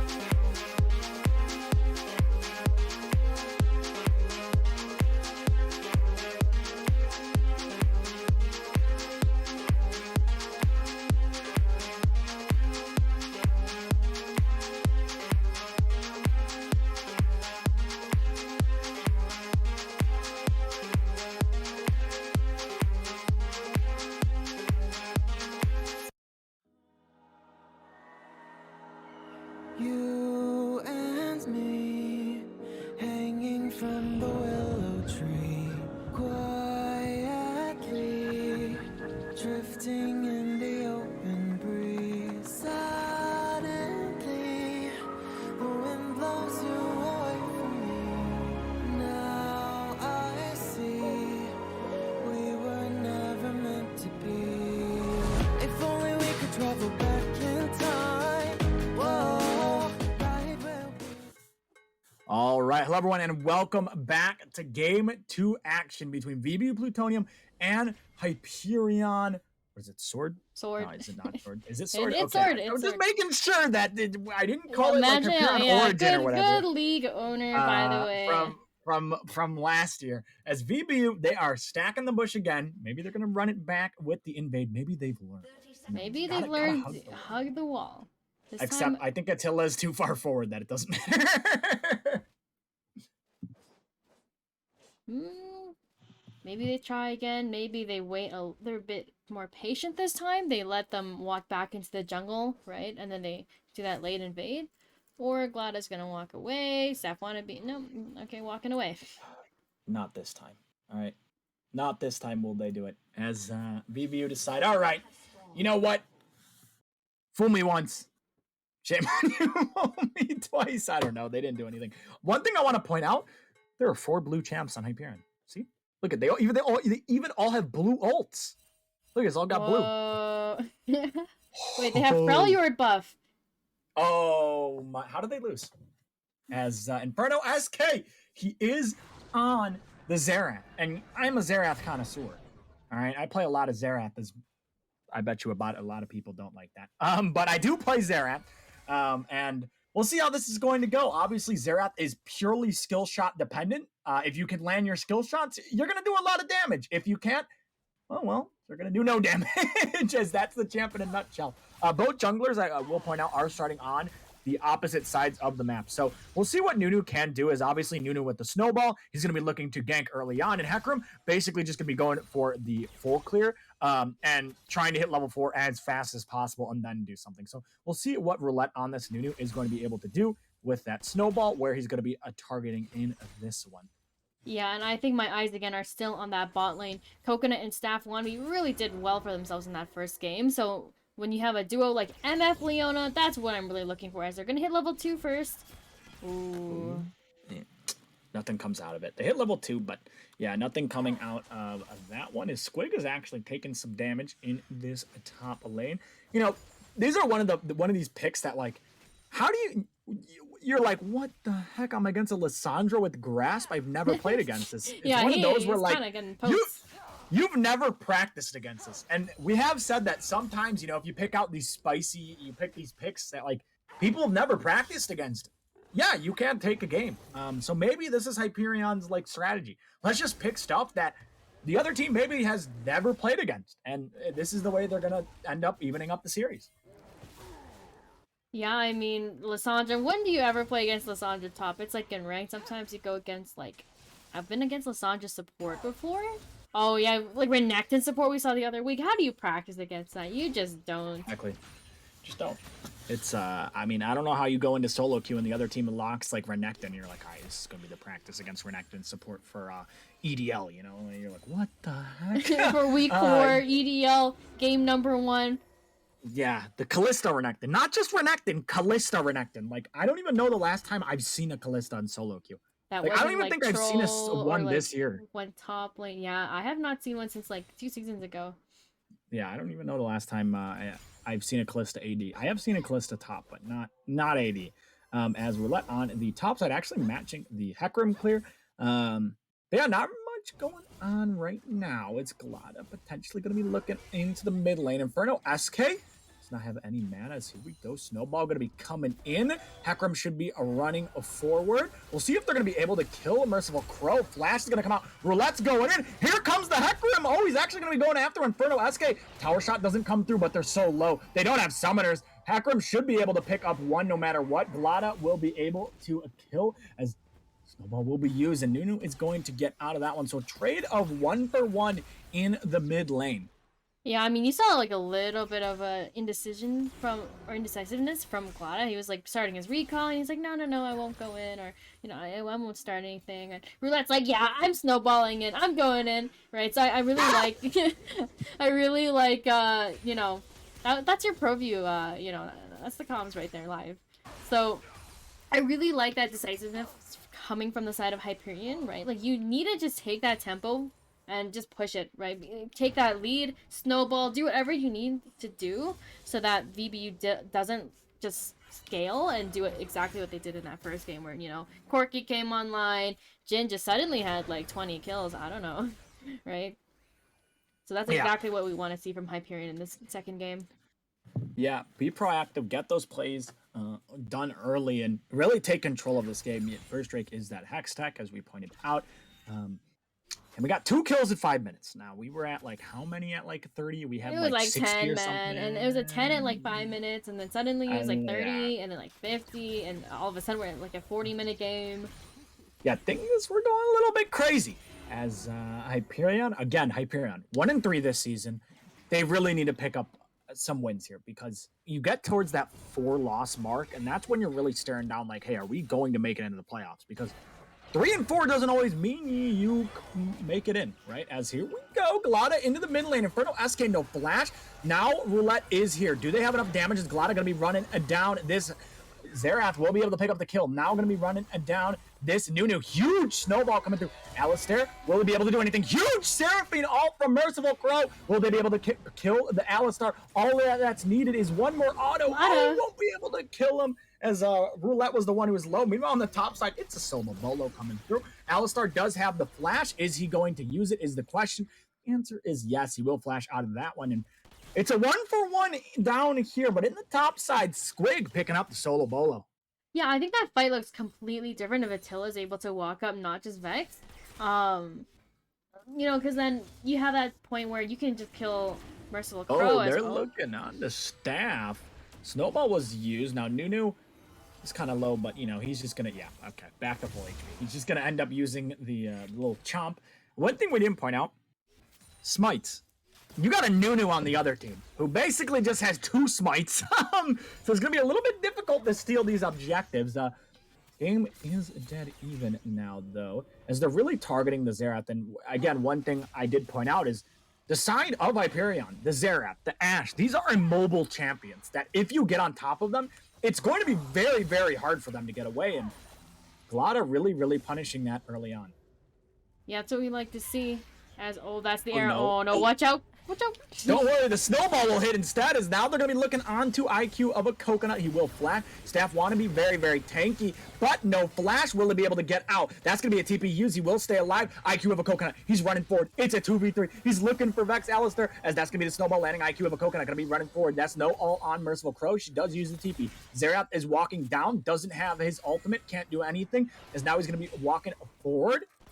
We'll take some damage, but overall, VBU's bot lane will get out. Oh, maybe not actually, as here we go. Snowball going to be running forward. We'll be looking for Coconut going really, really deep, as Roulette needs to be very careful, as, okay, here we go. IQ of a Coconut with the double up. Will take down the Nunu, and again, Hyperion. This happened the same time last time as Bullet Time going to be coming down. Attila has to flash out of that one. Stun comes through onto Merciful Crow. Meanwhile, on the top side, we see a 1v1. No flash on this Lissandra. Nice W coming through. Squid going to be looking to run down CHJ. When is the E going to be coming up? When is the Claw going to be coming up for this Lissandra? Because that's the only hope, as looks like we'll be able to pull back the Lissandra. Last game, we saw Hyperion. They just go a little bit too deep, and then VBU ends up pushing them out and finding themselves an advantage. Yeah, I think with Hyperion, at this point, it's like maybe you guys are getting a little bit too desperate. Ooh, Skeenneth played very close. Mm-hmm. But like you were saying, we saw the exact same thing in game number 1. Hyperion in the bot lane, right? They're like, yeah, we gotta play. We got the, we got the ball rolling, the snowball quite literally rolling, right? You take MF's flash, you chunk out Leona, and Staff Wannabe like just has to back right at that point. But we over chase. We understand that like Inferno, yeah, he roamed down, but at that point, just let him push out his wave and get that lead himself there. Then you don't have to overcommit and chase like they just did. Yeah, as in the top side, CHJ doing some damage to Squig, but Squig now has the Merc Treads, and Merc Treads against Lissandra is very, very good, because that's going to, obviously you get tenacity, and MR. And Lissandra is basically all AP and also a CC bot. That's, I mean, you have your ult, you have the W, you have a bunch of CC in your kit. That one, you're able to just pick someone out and ult them, and they can't move. Merc Treads obviously is going to reduce that. And Squig in the 1v1 already has been able to kill this Lissandra, and unfortunately, it's not working out for the side of Hyperion. Meanwhile, in the top side, we see the Alistar has roamed up for this Rift Herald. We'll see if Nunu is going to try to do anything here. Looks like it's just going to walk mid and clear that pink. Inferno SK does have himself a bit of a CS lead in the mid lane, so that is looking very good, as Attila is very, very low. Leona does have the ultimate, but the side of Hyperion, they're going for this Rift. That's going to be the ult used onto Squig, and he will take that one. Hyperion, they are starting the Rift. Alistar is here. This would be a 3v4, so VBU needs to be careful, as here we go. The side of Hyperion looking to engage. Glada has the ultimate. When is he going to use it? That's a Seraphine ult going to be going in. Glada will be able to just walk out of that one, and VBU, they get Hyperion off the Rift, but look at bot lane. Plates are just bleeding from Hyperion. Attila had to back off, and VBU's getting so much value out of this. Yeah, and it's one of those things, like if we're committing to one side of the map, I like that VBU kept both. Well, actually, Leona could have walked up too, but at that point, it's they're buying so much time for the bot lane here. Honestly, I don't completely disagree with this decision. Oh no. Here we go. They're walking in. They're looking for the play. The Rift Herald does go down. It goes to Hyperion. Now the fight is going to begin. We see the Nunu going in. Now Glada going to be walking in. This is a 4v3 for Hyperion, and it's not looking too good. Glada, though, he's stuck in the ultimate. He can't do anything. Anio does not have the ultimate. That's Lissandra going in. Squig picks up one. They're now going on to this Lissandra. Hyperion, it was a 4v3, and you're losing. Oh, it's a disaster, as 2 die on Hyperion. They send the numbers over, but it's just not enough. VBU extremely well played in the 3v4. As we look into the bot lane, Attila, he can't walk up to this tower. It's a disaster from Hyperion. They're losing everywhere on the map. And I think the thing is, like you were saying, it isn't even really a losing play until, okay, that's gonna be the ulti. Ult is burned. That's the arrow used, and we'll back off of that one, but oh boy, that was, oh my god. The Hyperion, you send your support up, right? And you're hoping, all right, guys, we're going to get the Rift. We're going to end up using it. We're looking for more value off of losing plates in the bot lane. But what ends up happening is VBU, they end up sticking around and kind of stalling them off the Rift, and it's just buying more and more time. They got all 5 plates in the bot lane from that one play. On top of that, they killed 2 people in a 3v4. The side of Hyperion, who was it? I believe it was Alistar, and then I don't know if it was Lissandra. But they got away with like 100 HP, by the way. They barely got out of there. Imagine those 2 die. It's even more of a disaster. So Hyperion, now they're down 4K, and it's not looking too good for them in this game. Yeah, I mean, even looking at that gold, MF, obviously that breadwinner of the team, getting basically every single play in the ball lane, obviously shared between her and Leona. But even then, plates are plates, man. As Inferno we're SK. looking in the mid lane. No flash. Okay. And I think they were spotted out, potentially spotted on a ward. Here we go, Nunu going in right around the snowball. Staff wannabe gonna be staying alive. Staff now looking for the engage, and I think he's just gifted his life over. That's gonna be the bullet time coming through, though. So much damage. Nunu dies. Staff stays alive. Alistar now has no flash. The flash forward. Staff is still alive. He's walking out of that one. Oh my! It's a 2v3, and VBU comes out on top. They're just so far behind at this point, Clutch. What can you do except, oh, okay, bye-bye. And there you go. You are going down. The arrow misses too. I'm gonna, Xernian, I think this is not looking so good for Hyperion. I think this might be a quick one. You know, at least I'm, I got a Drake right in the first game, I'm still alive. They better take this next dragon, because I need to see if it's gonna be Inferno. So technically my guess is still alive too, but again, like you're saying, Hyperion is just every single play they're chasing way too far, and they just need to know when to pull back, right? Even at that bot lane play, Merciful Crow commits her TP, right? And you get IQ of Coconut's flash. Say, okay, that's enough, right? And then you just need to know when to pull back, and obviously Hyperion is overstaying and just losing more than they really, I mean, they're not even losing plays until they make them losing plays by staying that long. Yeah, and the Rift Herald, by the way, the one they ended up picking up, I don't even think it's gonna get a charges. Here we go. That's the Xerath ult gonna be used. We'll see if it's going to be able to do anything, as he's going to use all his charges, and unfortunately, it's just going to be a little bit of a leash for the side of VBU. This Rift Herald still kind of stuck, hasn't really crashed. It's a cloud. Oh my! Cloud, right? How cracked? You're cheating. You always win. That's just cracked, actually. Just cracked. Oh my goodness, Panzora. We're gonna have a little bit of a talk later, by the way, about your current status in VBU. You griefed me. I thought it was Inferno, and I got trolled. What's going on here? Plata and Staff are really just living in this jungle at the moment. Vex, Alistar? Ooh, Alistar going to get caught out. Now he does have the ultimate, though, as he's going to pop that one. Going to be very, very tanky. Xerath is going to be walking over. Alistar still has that flash, will end up using it. VBU, they are going to back away from that one. They get the Alistar flash, and they get his ultimate. I mean, you know that saying? It's like you're living rent-free inside of their head. They're living rent-free inside of their jungle as, 1v1 in the top lane. Run away. Yeah, and Lissandra takes a fair amount of damage.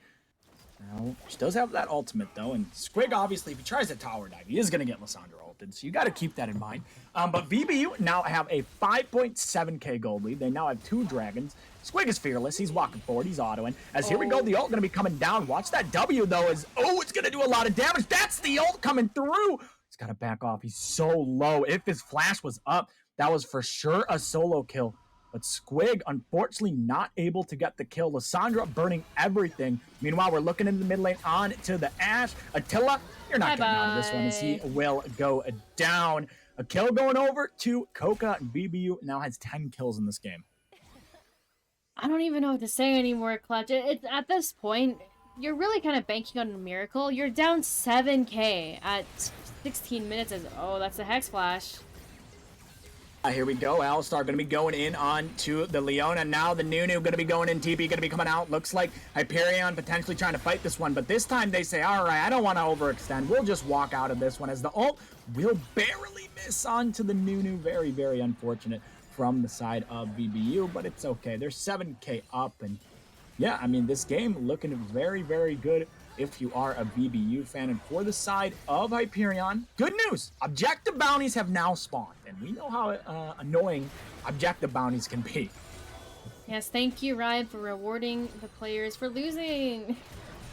But, I mean, Roulette and CHA are just kind of swimming on the sides here, but I don't see what they can do with Glada there as well. Just press R, and then team can turn on them. You know, it just doesn't look good for the side of Hyperion. This game just not looking too well for the side of Hyperion. They need to start getting picks. Here we go. Glada gonna be looking on to the Nunu staff. Gonna be taking damage. Arrow gonna come out. It's gonna land on a Crow. Now the fight's gonna begin. This is looks like it's a miracle fight for the side of Hyperion, but Attila is just deleted. The side of Hyperion trying to fight back, but they just do no damage. They can't kill anyone right now. VBU, they take the 1-0. The wave is going to kind of get deleted, though, as Xerath is actually doing a fair amount of damage. Here we go. Ult going to be coming out. Glada just running forward. Goes in. He's diving on to the Xerath. Will he be able to get the kill? The answer is yes. He will fall, though. Alistar, however, is getting the shutdown, and that's not the person you want with the gold. Regardless, he does get the shutdown, so a shutdown does go over to the side of Hyperion. Lissandra going to be running away. That's the ignite. That's a bullet time. Good night to Lissandra. Coconut 6-0-0 in this game. Dominating performance in this series so far. VBU now targeting this mid tower. We'll be able to pick up that one. And it's 13-3 in kills for the side of VBU. Yeah, VBU almost commanding a 10k gold lead. They're quite, you know, not quite there yet, but close. And at this point, we're seeing a completely different game from game number 1, right? VBU is playing, you know, they're counting the minutes that were going by, waiting until Corki came online, until everything was ready, right? But this game is just completely different. VBU is like, yeah, so we're just gonna take all these, like, plays that you guys are, you know, I feel like VBU was taking all the plays that Hyperion was trying to make against them and just turning it around, right? Like, VBU didn't even really have to do that much. It was mostly just Hyperion making all of these same mistakes over and over again from the first game, except it's just now accelerated to a point where, yeah, it's 13-3, it's 20 minutes in, we're down 9k, it's not looking good. Yeah, it's not looking too good for Hyperion. Glada gonna be going in. He's looking for the flank. Inferno SK, huge charm coming through from Merciful Crow. Those are 2 more kills to Coconut. And it just feels like everything VBU does, it's just going in their favor. You know the meme where it's like, stop the count, stop the count. That's Hyperion right now. They're like, stop the count. It's 15-3, please, mercy. Oh no, yeah, they're calling uncle at this point. It's like this, just, oh no, it's done, it's done. I think the only way that Hyperion can actually turn this game around is if VBU really, really, like, chases way too hard. We saw a little bit of it in that last fight where Glada, like, really just ran under tower, and he stayed alive for a really long time. He does end up going down, but even then, they just have to make some huge error. But right now, Roulette, oh no, man, your jungle is not yours. No, here comes Glada. He's level 10 in this game. This is a tank Hecarim. He's just doing so much damage. He's unkillable. They're looking after him. He can't click the blast cone. They're standing on it. Oh no. It's a disaster. VBU up 16-3. Now, oh no. Now they're looking for Lissandra. It's just the Goon Squad.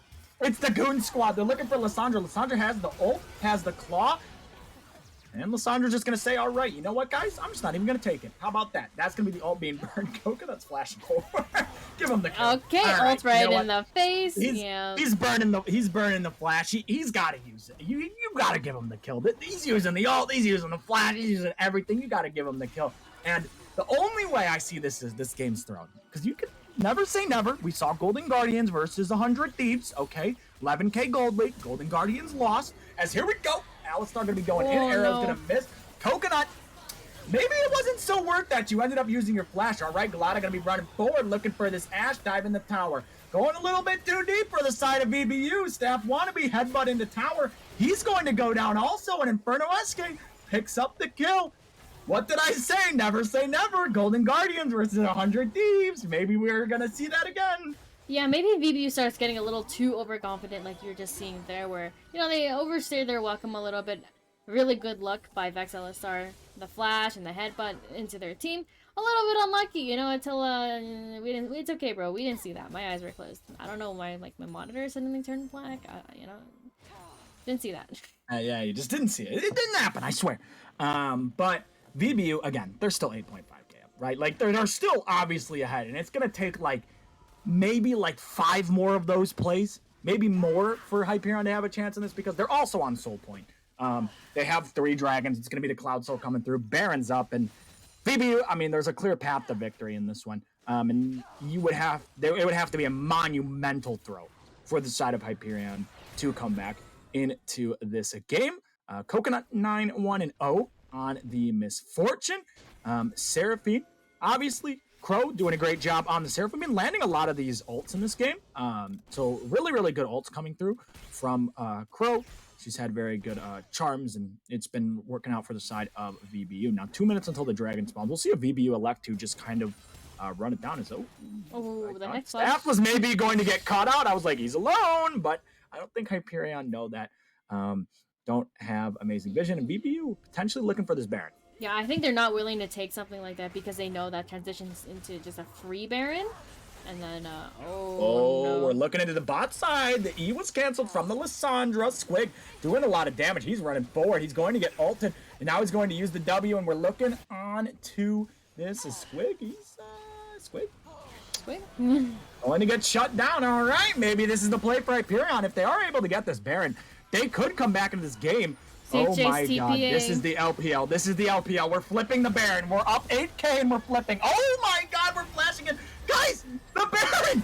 We gotta get back in. Glada gonna be going in. The smite early, but he ends up getting it. And now VBU get the Baron. The fight is going to begin though, as VBU, Glada gonna be running in 1v3, looking onto Attila. He's taking damage. Double kill to Coconut. Coconut's gonna continue to run forward. They're looking for the Lissandra. That's gonna be the ultimate coming through. Triple kill going over to Coconut. Staff walking onto Attila. Crow gonna be flashing forward. That's the ignite burn. And that will be Attila falling down. Inferno. SK has to flash away. VBU, they take the 50-50 and they say, we'll take that any day of the week. And they get the Baron. Oh my god, Clutch. That was so close. At the same time, like, Hyperion, man, that was your one chance. And it just slips right out of their hands. We saw the TP from CHJ. We saw, everyone getting into the pit. VBU immediately backs out of the pit, right? Say, okay, we take the Baron, right? And Gladder actually goes back in, takes that Baron instead. And now they're just looking to end the game. Yeah, VBU looking to end this one. That's going to be 1 tower left for the side of Hyperion. VBU just electing to fight right here, right now. They're looking to end the series. That's going to be the Nuno using the ult, and Crow will be able to pick up the Xerath. That's going to be the RKO back into the team. Another one. Coconut picks up a kill, and you've got to think this is going to be the end of the game. Is Alistar going to hit Squig into the fountain? He still has the Haymaker. He's staying alive. He's not dying. He will finally go down, as now Lissandra going to be going in. Going to get the ult down. That's a lot of damage coming through, but with the Nexus being targeted, it's going to be a win for the side of VBU, taking this series 2-0. I mean, we were a little doubtful of VBU, I think, going into the series. We were like, no, it's going to be like maybe a 2-1, or like, I can see Hyperion like really throwing this one back at them. Right, game 1, huge 44-minute banger. Unfortunately, in this game, Clutch, we don't get that same entertainment. It was just, Hyperion, we messed up a few times in the early game. There goes the game. Yeah, and for the side of Hyperion now, right, they are now 1-4. Right. And Hyperion, they've got FTD Darken left, and they've got Clown Gaming Jesters. CG Jesters and Iconic are right there with them in the standings. So Hyperion, they've got to find a way to pick up wins, because one win isn't getting you in the playoffs. It's just not going to get you into the playoffs.